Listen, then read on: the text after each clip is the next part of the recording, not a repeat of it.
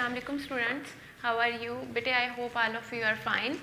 Today our chapter is chapter number 14 and chapter name is the solar system, निज़ाम शमसी। पूरा ये जो chapter है आपका ये सोलर सिस्टम के बारे में है। इस चैप्टर में आपने पढ़ना है कि सोलर सिस्टम आपका जो है उसमें कौन कौन सी चीज़ें होती हैं, वो किस तरह से बिहेव करती हैं। फर्स्ट ऑफ ऑल बेटे जो हमारा सोलर सिस्टम होता है उसमें और वो तमाम चीज़ें शामिल होती हैं जो कि स्पेस में हैं, जैसे कि तमाम प्लैनेट्स हो गए, अर्थ हो गई, सैटर्न, जुपिटर, जो भी प्लैनेट्स हैं, तमाम प्लैनेट्स, सन का बिहेवियर, मून का बिहेवियर।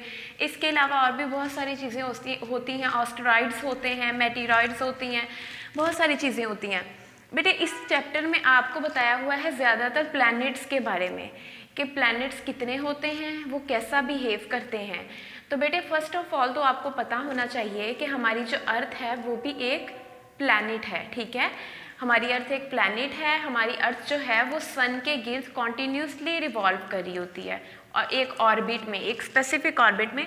इसी तरह तमाम प्लैनेट्स जो हैं वो सन के गिर्द रिवॉल्व करते हैं एक ऑर्बिट में, ठीक है। ये अलग बात है, कोई सन से करीब होता है, कोई दूर होता है, मतलब हर प्लैनेट का अपना एक ऑर्बिट होता है जिसमें वो सन के गिर्द रिवॉल्व कर रहा होता है। तो इस चैप्टर में आपको बताया जाएगा कि कौन सा प्लैनेट सन के सबसे करीब है, कौन सा सबसे दूर है, किसका ऑर्बिट सबसे बड़ा है, कौन सा प्लैनेट सबसे ठंडा है, कौन सा सबसे हॉट है, ये सब कुछ आपको बताया जाएगा, ठीक है। बेटे सबसे पहले आप देख लें इसके word meaning. First of all है एनर्जी। एनर्जी का मतलब होता है तवानाई। सेकंड पे है डिस्टेंस, फासला। थर्ड वन इज नेसेसरी, ज़रूरी।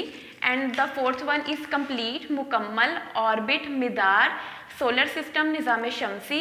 ग्रेविटी, ये वर्ड है ग्रेविटी, कशिश, शकल। आपने पहले भी एक चैप्टर में ग्रेविटी के बारे में पढ़ा हुआ है। ग्रेविटी वो फोर्स होती है जो कि हमारा प्लैनेट हम पे लगा रहा होता है। हर प्लैनेट की अपनी फोर्स ऑफ ग्रेविटी होती है, ठीक है। इसको उर्दू में कहते हैं कशिश, शकल। उसके बाद है एक्सिस, महवर। ग्लोइंग, दमकना। रोटेटिंग, गर्दिश करना या गर्दिश। उसके बाद है short answer. What is natural satellite of the earth called?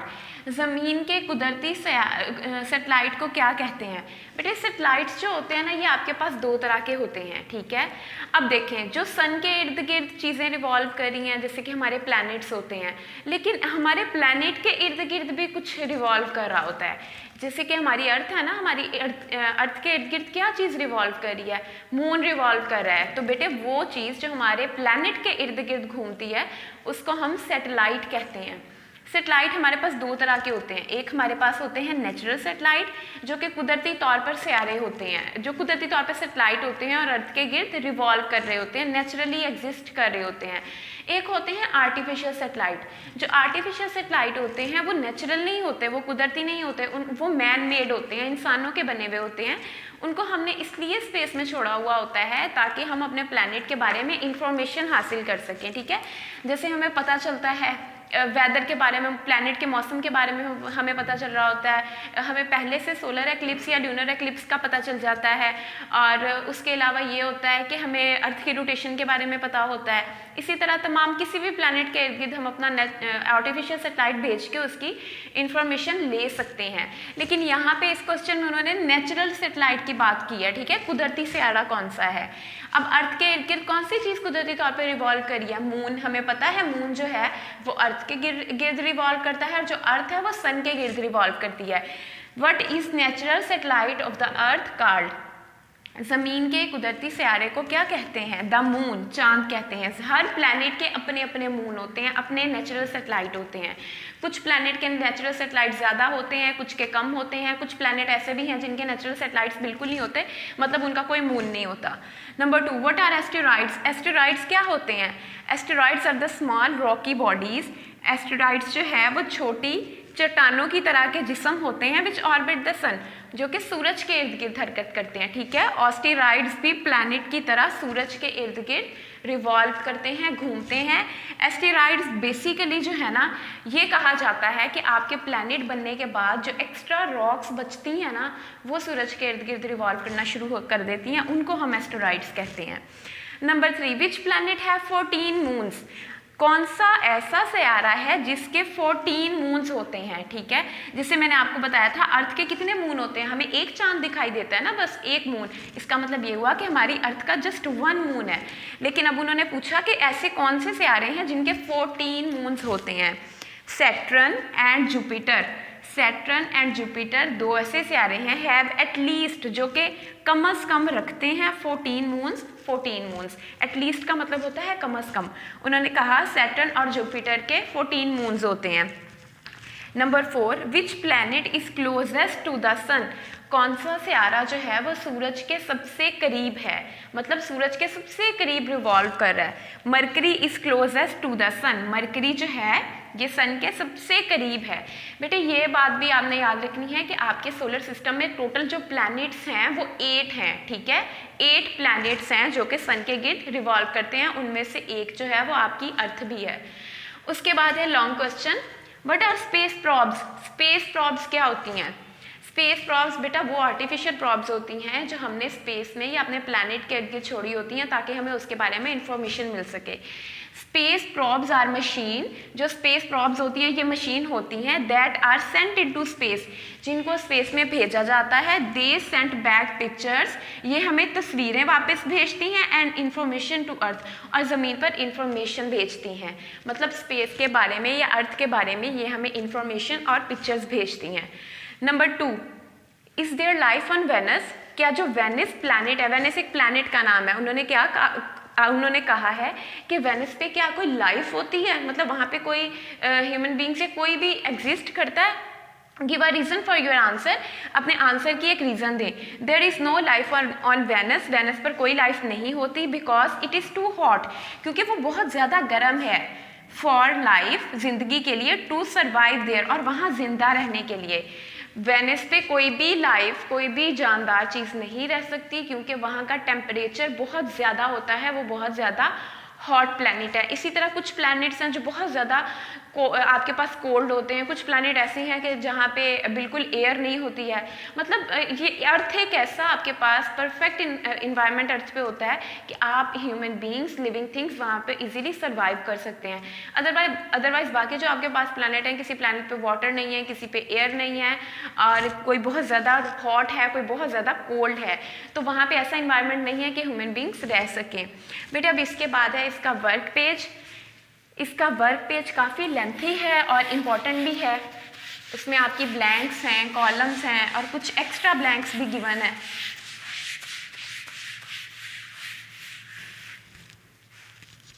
उसमें सबसे पहले है चूज द करेक्ट आंसर, आपने करेक्ट आंसर को चूज करना है, ठीक है। नंबर 1 है व्हाट इज सन, सूरज क्या है। उसके ऑप्शंस हैं अ प्लैनेट, एक सयारा है, एन एस्टेरॉइड, एक एस्टेरॉइड है, अ सैटेलाइट, एक सैटेलाइट है, अ स्टार या एक स्टार है। आपको पता है हर वो चीज़ जिसकी अपनी रोशनी होती है उसको हम स्टार कहते हैं। करेक्ट आंसर है ये। हर वो चीज़ जिसकी अपनी रोशनी खुद पैदा करती है उसको हम कहते हैं कि ये हमारे पास एक स्टार है। जैसे कि सन है, सन की अपनी रोशनी पैदा होती है, ठीक है। सन किसी से रोशनी लेकर रिफ्लेक्ट बैक नहीं करता, ठीक है। सन की अपनी रोशनी होती है। सन के ऊपर जो गैसेस होती हैं वो कॉन्टीन्यूसली बर्न आउट हो रही होती हैं, जिनके बर्न होने से हाइड्रोजन और हीलियम होती हैं सन पे ज़्यादातर, उनके बर्न होने से कॉन्टीन्यूसली हीट भी पैदा हो रही होती है, जो कि हम ज़मीन तक भी फील कर सकते हैं धूप की वजह से हीट, और रोशनी भी पैदा हो रही होती है। इसलिए हम कहेंगे कि सन जो है वो एक स्टार है। 1 का है option D. Number 2, which is the smallest planet, सबसे छोटा प्लैनेट कौन सा है, सबसे छोटा सियारा कौन सा है। ऑप्शन ए है मरकरी, ऑप्शन बी है मार्स, ऑप्शन सी है यूरेनस, और ऑप्शन डी है वेनस। सबसे स्मॉलेस्ट प्लैनेट जो है वो आपके पास है मरकरी। नंबर 2 का है option A. Number 3, how many planet are there in the solar system, हमारे सोलर सिस्टम में निज़ाम शमसी में कितने सियारे मौजूद हैं। आपको मैंने अभी थोड़ी देर पहले बताया कि हमारे सोलर सिस्टम में टोटल 8 प्लैनेट, 8 सियारे मौजूद हैं, जिनमें से एक हमारी अर्थ भी है, तो इसका है C, 8 planets. Number 4, which planet is the farthest from the sun, सूरज के सबसे दूर सियारा कौन सा है, कौन सा प्लैनेट ऐसा है जो सूरज से सबसे ज़्यादा दूर है। यूरनस, बी है नेपच्यून, सी है सैटर्न, डी है वेनस। बी है बेटे इसका नेपच्यून। नेपच्यून वो सियारा है जो सूरज के सबसे ज़्यादा फारदेस्ट है, दूर है, ठीक है। Number 5, which planet is closest to the earth. अब उन्होंने पूछा कौन सा प्लैनेट ज़मीन के सबसे करीब है। बेटे आपने यहाँ पे एक बात ध्यान से देख ली है कि इन्होंने क्लोजेस्ट टू अर्थ पूछा हुआ है, क्लोजेस्ट टू सन नहीं पूछा हुआ, ठीक है। आपने मिक्स बिल्कुल नहीं करने। इन्होंने पूछा कौन सा सियारा अर्थ के सबसे ज़्यादा करीब है, ज़मीन के सबसे ज़्यादा करीब है, तो वेनस जो है वो ज़मीन के सबसे ज़्यादा करीब है, ऑप्शन बी है इसका। उसके बाद है number 2, study the information about the planet in the table on page 129 to find out the name. अब बेटे आपको ये कुछ उन्होंने प्रॉपर्टीज़ दी हुई हैं प्लैनेट्स की, आपने यहाँ पे नेम राइट करने हैं प्लैनेट के, कि ये जो खसूसियात आपको बताई हुई हैं ये कौन से प्लैनेट पे हैं, ठीक है। आपने जस्ट नेम राइट करने हैं। पहला है द लार्जेस्ट प्लैनेट, सबसे बड़ा प्लैनेट कौन सा है, सबसे बड़ा सियारा कौन सा है, आपको पता होना चाहिए। सबसे बड़ा प्लैनेट जो है वो जुपिटर है। और बेटे एक बात आपने और याद रखनी है, इन ब्लैंक्स में सबके पहले वर्ड कैपिटल आएंगे, क्योंकि जो हमारे पास प्लैनेट्स हैं इन सबका हम फर्स्ट वर्ड कैपिटल ही राइट करते हैं। नंबर 2, द स्मॉलेस्ट प्लैनेट, सबसे छोटा प्लैनेट कौन सा है, Mercury is the smallest planet, इधर आएगा मरकरी। मरकरी जो है वो सबसे छोटा प्लैनेट है। एंड नंबर 3 है आपके पास द हॉटेस्ट प्लैनेट, सबसे गर्म सियारा कौन सा है। हॉटेस्ट प्लैनेट जो है, जो सबसे गर्म सियारा है, जिसका सबसे ज़्यादा हाई टेम्परेचर होता है, वो है Venus. Venus is the hottest planet, ठीक है। नंबर 4 पे आपसे पूछा है the closest planet to earth, ज़मीन के सबसे करीब सियारा कौन सा है, ठीक है।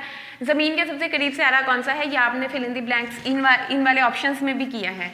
ज़मीन के सबसे करीब वाला सियारा भी वेनस है। वेनस सबसे हॉटेस्ट भी है और ज़मीन के सबसे ज़्यादा करीब भी है। Number 5, the farthest from the sun, सूरज के सबसे ज़्यादा दूर कौन सा प्लैनेट है, नेपच्यून। नेपच्यून जो है ये सूरज के सबसे ज़्यादा फारदेस्ट है, सबसे ज़्यादा दूर है।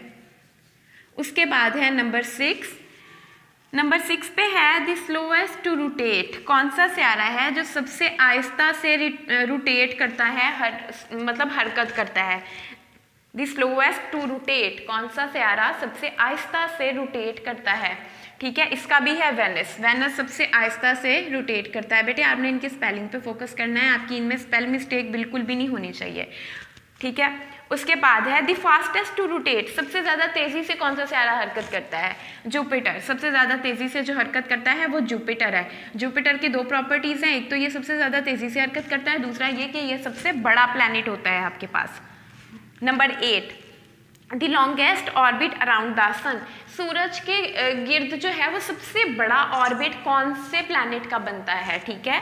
The longest orbit around the sun, सूरज के इर्द गिर्द सबसे बड़ा ऑर्बिट किसका होता है, सबसे लंबा ऑर्बिट किसका होता है, नेपच्यून का। नेपच्यून का जो ऑर्बिट होता है वो सबसे ज़्यादा लंबा होता है। उसके बाद है number 9।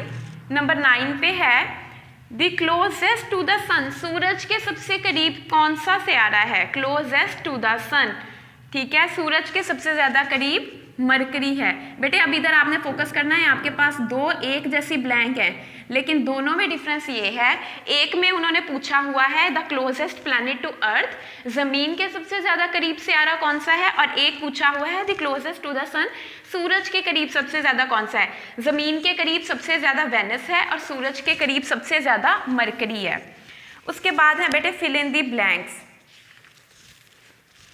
Fill in the blanks जो है इनमें आपके पास सबसे पहले है, उन्होंने आपसे एक डायामीटर दिया हुआ है और पूछा हुआ है कि ये डायामीटर किसका है।